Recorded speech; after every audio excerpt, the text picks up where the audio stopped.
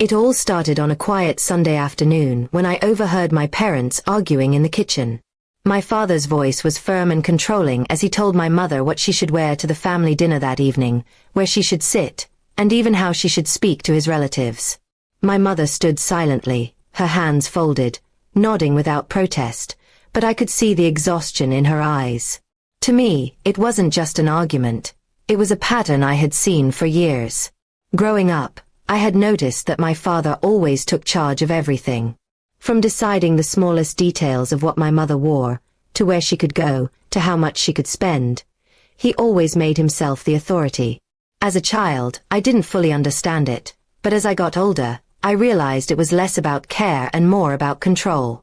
My mother never raised her voice, but her silence spoke volumes. That day, I couldn't keep quiet.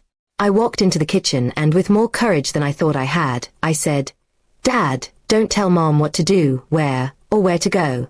She just needs some time." My father turned toward me, his eyes narrowing, as if he couldn't believe his own child had spoken against him. My mother's eyes widened, both in shock and fear of what my words might provoke. For a long moment, the room was silent. My father's pride was hit, and he didn't like being challenged, especially by me.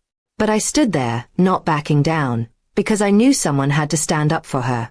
My mother had spent years swallowing her feelings, and I could see how heavy it was for her.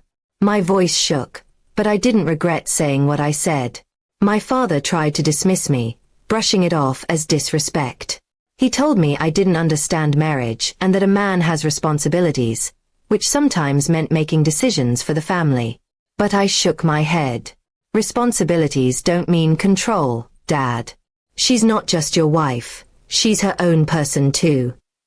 My mother's lips trembled as she tried to hold back tears, but she didn't stop me. That night, the atmosphere at dinner was tense. My father was quieter than usual, perhaps thinking about what had been said. My mother didn't say much either, but for the first time in years, she didn't wear the dress my father had chosen for her. She wore something she liked. It was a small step, but it felt huge. In the days that followed, I noticed changes in the way my father acted. At first, he was resistant, ignoring my words as if they didn't matter. But gradually, he started to pause before making decisions for my mother. Sometimes he would even ask her what she wanted. It wasn't perfect, but it was something. My mother, too, began to find small ways to express herself. Reading books she liked, visiting her sister without asking permission, and choosing clothes that made her feel good. One evening, my father sat me down. His voice was softer than usual. He admitted that he had grown up watching his own father treat his mother in the same way, and he thought it was normal. He had never considered that his behavior might be hurting my mom. It was hard for him to say, but he confessed he didn't want to lose her respect. For the first time, I saw humility in his eyes. My mother joined the conversation, her voice gentle yet steady. She told him that she loved him but had always wished for more freedom to simply be herself. She explained that she wasn't asking to abandon the marriage, just to have space to breathe and make choices without feeling small. My father listened, and though he didn't fully change overnight, he promised to try.